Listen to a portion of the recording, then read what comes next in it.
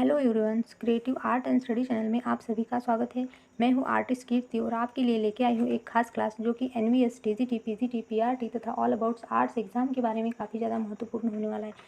तो फ्रेंड्स, बिल्कुल भी स्किप मत करिएगा। ये क्लास जो है आज की ये काफ़ी ज़्यादा महत्वपूर्ण होने वाली है। तो फ्रेंड्स, प्रीवियस वीडियो में हमने देखा था भारतीय चित्रकला के रूप, प्रागैतिहासिक काल के विषय वस्तु एवं विशेषताएं, इसके बारे में हमने पढ़ा है। तथा सिंधु घाटी की सभ्यता हमने पढ़ी है, राजस्थानी शैली देखी, अजंता शैली देखी, अपभ्रंश शैली देखी। ये सभी टॉपिक्स हमने पहले वाले क्लास में कवर कर दिए हैं। तो फ्रेंड्स, अगर आपने मेरी वो क्लास नहीं देखी है तो एक बार जाके ज़रूर देखिएगा, क्योंकि बहुत ही ज़्यादा महत्वपूर्ण टॉपिक लिए गए हैं और सिलेबस निकाल के ये क्लास बनाई गई है। इसके बाहर एक भी क्वेश्चन आने वाला नहीं है दोस्तों। मैंने पॉइंट टू पॉइंट डिस्कस किया है, तो एक बार जाके ज़रूर देखिएगा। तो शुरू करते हैं आज की टॉपिक। आज की टॉपिक शुरू करने से पहले दोस्तों मैं आपको बताना चाहूँगी कि अगर आपको मेरी क्लास अच्छी लगे तो लाइक एंड शेयर ज़रूर करिएगा और सब्सक्राइब करना बिल्कुल भी मत भूलिए। सब्सक्राइब करने के साथ साथ एक बार बेल आइकन का बटन भी जरूर दबाइएगा, ताकि जब मैं अगली क्लास लेके आऊँ तब आपके पास जल्द से जल्द पहुँच जाए और आपके स्टडी में कोई रुकावट ना आए। तो फ्रेंड, शुरू करते हैं आज का टॉपिक। भारतीय चित्रकला एवं इतिहास चल रहा है अपना। तो भारतीय चित्रकला के एवं इतिहास में हम कुछ शैलियाँ पढ़ने वाली हैं जो कि बहुत ही ज़्यादा इंपॉर्टेंट है। इस शैलियों पे बार बार क्वेश्चन पूछे गए हैं और पूछने की बहुत ही ज़्यादा संभावना है। तो फ्रेंड, शुरू करते हैं। पहली मुगल शैली है, सेकंड पहाड़ी शैली देखने वाले हैं, पटना शैली और दक्कनी शैली। इन 4 शैलियों में आज हम इस क्लास में बहुत ही इंपॉर्टेंट टॉपिक डिस्कस करने वाले हैं। तो फ्रेंड, शुरू करते हैं आज की। फर्स्ट, मुगल शैली। इस शैली का इतिहास हुमायूं 1555 से प्रारंभ होता है। हुमायूं के समय 2 कुशन चित्रकार मीर सैयद अली तथा अब्दुस्समद भी थे। मीर सैयद अली द्वारा चित्रित दास्तान ए अमीर हमजा इसका प्रमुख उदाहरण है। दोनों ईरानी चित्रकारों के संरक्षण में इस शैली को प्रोत्साहित किया गया। अकबर के 2 हिंदू दरबारी चित्रकार बसावन एवं दसवंत ने इस शैली के विकास में योगदान किया है। तो फ्रेंड्स, यहाँ पे एक महत्वपूर्ण क्वेश्चन बन रहा है, ध्यान से देखिएगा। देखिए, इस शैली का इतिहास, मुगल शैली का जो इतिहास है वो हुमायूं से 1555 से प्रारंभ हुआ। ये ध्यान में रखना है। आगे देखते हैं। ईरानी एवं भारतीय समन्वित शैली को मुगल शैली माना गया है। देखिए, यहाँ पे एक इम्पॉर्टेंट पॉइंट बन रहा है कि ईरानी एवं भारतीय समन्वित शैली को मुगल शैली माना गया है। ये ध्यान में रखना है। आगे देखते हैं। इस शैली के अकबरकालीन प्रमुख चित्रों को अनेक वर्गों में बांटा गया है। ये वर्ग है। तो मुगल शैली को किस किस शैली में किस किस भागों में बांटा गया है, तो वो देखने वाले हैं। भारतीय कथाओं के चित्र नंबर 1, सेकंड नंबर पे है अभारतीय कथाओं के चित्र, थर्ड नंबर पर है ऐतिहासिक चित्र, फोर्थ पर है व्यक्ति चित्र और अकबर काल के प्रमुख चित्र ये है 5 पे। तो फ्रेंड्स, इस वर्गों में मुगल शैली को बांटा गया है। तो अकबरनामा, रजमनामा आदि जहांगीरकालीन चित्रों में पुष्पों तथा पक्षियों तथा शिकार के चित्र चित्रित हुए हैं। तो फ्रेंड्स, जहांगीरकालीन चित्रों में जहांगीरकालीन चित्र जो थे उनमें पुष्प मतलब फूलों तथा पक्षियों तथा शिकार के चित्र चित्रित किए हुए दिखाई देते हैं। जहांगीर ने चित्रकला को प्रोत्साहित किया, इसलिए उसके शासनकाल में चित्रकला उच्च शिखर तक पहुंची। शाहजहां को चित्रकला में कोई विशेष रुचि नहीं थी। औरंगजेब ने चित्रकला के प्रति उदासीनता ही प्रदर्शित की, इसलिए उसी के शासनकाल में मुगल शैली का पतन प्रारंभ हो गया।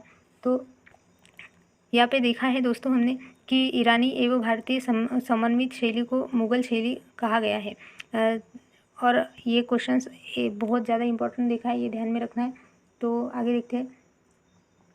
पटना शैली में पहाड़ी शैली देखते हैं। तो पहाड़ी शैली के बारे में हम पढ़ने वाले हैं, तो ध्यान से पढ़िएगा। फ्रेंड्स, अगर आपने मेरी पहली वाली वीडियो नहीं देखी है, पहली वाली क्लास नहीं की है, तो एक बार ज़रूर जाके करिए और ध्यान से पढ़िए, ताकि आपको अच्छे से समझ में आए और आपका एक एक पॉइंट कवर हो जाए। इसके बाहर एक भी क्वेश्चन नहीं आने वाला है फ्रेंड्स। तो देखते हैं पहाड़ी शैली के बारे में। भारत के विभिन्न राज्यों एवं पर्वतीय स्थलों में जन्मी चित्रकला परंपरा को पहाड़ी शैली कहा जाता है। फ्रेंड्स, यहाँ पहाड़ी शैली के बारे में एकदम सरल भाषा में, सरल शब्द में लिखा गया है कि भारत के विभिन्न राज्यों एवं पर्वतीय स्थलों में जन्मी चित्रकला परंपरा को पहाड़ी शैली कहा जाता है। ऐसी कुछ प्रमुख पहाड़ी शैलियाँ निम्नलिखित दी गई है, जैसे कि हम देख रहे हैं पहली जो है बसोहली शैली है, गुलेर शैली तथा जम्बू शैली है, गढ़वाली शैली है। आगे देखते हैं चंबा शैली है।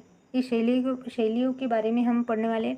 तो पहले देखते हैं पहाड़ी शैलियों में जो कि बसोहली शैली है। इस शैली का उपयोग धार्मिक एवं सामाजिक दोनों ही प्रकार के चित्रों में मिलता है। इस शैली के चित्र प्रायः द्विआयामी है और भावभीने कमल नेत्र इस शैली में प्रमुख विशेषताएं हैं।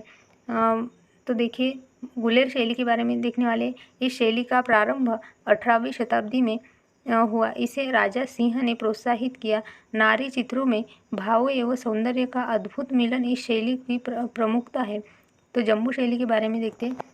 राजा बलवंत सिंह के समय चित्रित राजाओं के चित्र तथा कथक नृत्यांगना का चित्र अत्यंत प्रभावशाली है। गढ़वाली शैली, तो इस शैली के जनक राजा पृथकपाल शाह के 2 राजदरबारी चित्रकार शामनाथ एवं हरदास थे। बाद में मणकू, भोलाराम आदि चित्रकारों ने इस शैली को अत्यधिक विकसित किया। तो चंबा शैली के बारे में देख रहे हैं।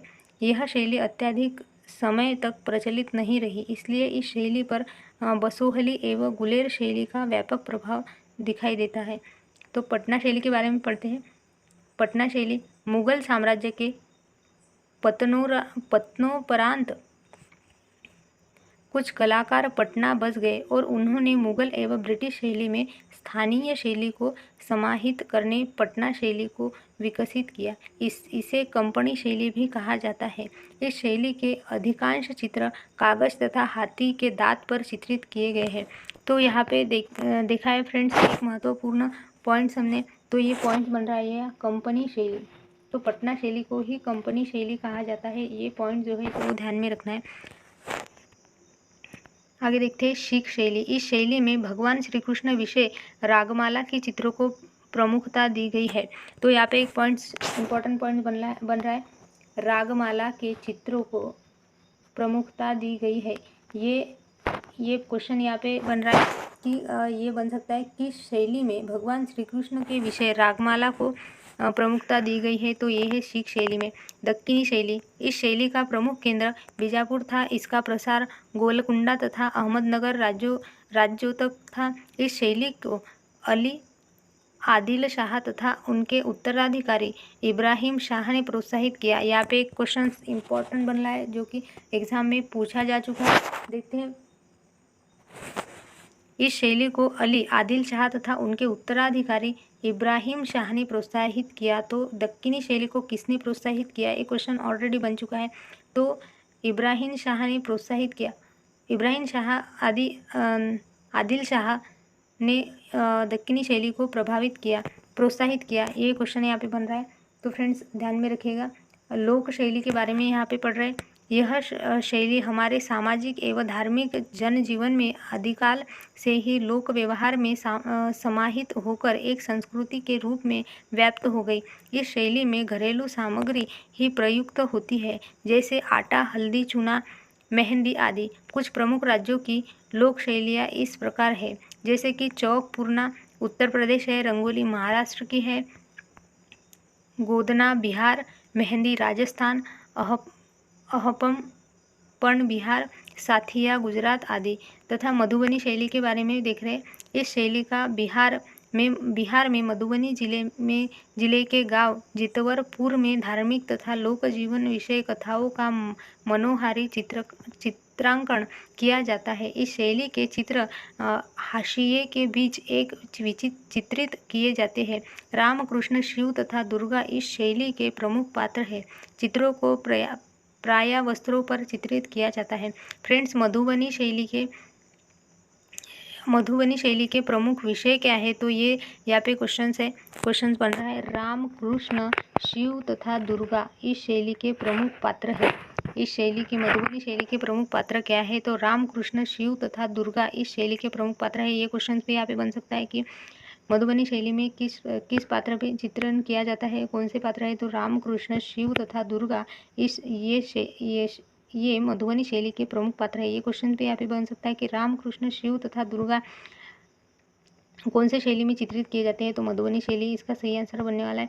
तो ध्यान में रखिएगा फ्रेंड्स, मधुबनी चित्रकला ग्रामीण स्त्रियों द्वारा विकसित की गई है, अतः यह एक लोक कला है। इस शैली में स्त्रियों के प्रेम, करुणा एवं संघर्ष को अत्यंत महत्व प्रदान किया गया है, जितना किसी अन्य शैली में शायद ही मिला हो। यह शैली तांत्रिक कला से प्रारंभित है। इसमें अप्राकृतिक रंगों से चित्रण कार्य किया जाता है। प्रारंभ में स्त्रियां देव कृपा प्राप्त करने के लिए घरों की दीवारों को गोबर मिट्टी से लीपकर उस पर देवी देवताओं के चित्र बनाती थी। आगे देखते हैं, भारतीय अथवा आधुनिक शैली। बंगाल के महान चित्रकार रवींद्रनाथ टैगोर के नेतृत्व में बंगाल में अन्य चित्रकारों के मुगल, अजंता तथा राजस्थानी शैलियों का अध्ययन करके 19वीं शताब्दी में प्रारंभ में जिस शैली को जन्म दिया उसे भारतीय शैली अथवा पुनरुत्थान शैली कहा जाता है।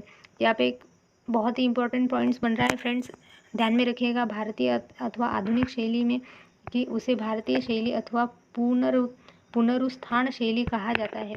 ये यहाँ पे बन रहा है इंपॉर्टेंट पॉइंट्स, तो ध्यान में रखिएगा। इस शैली में प्रमुखतः धार्मिक तथा अन्य जनजीवनों को समाहित किया गया है। तो ये यहाँ पे भी बन सकता है, भारतीय अथवा आधुनिक शैली में किसे समाहित किया गया है, तो मुख्यतः धार्मिक तथा अन्य जनजीवनों को समाहित किया गया है।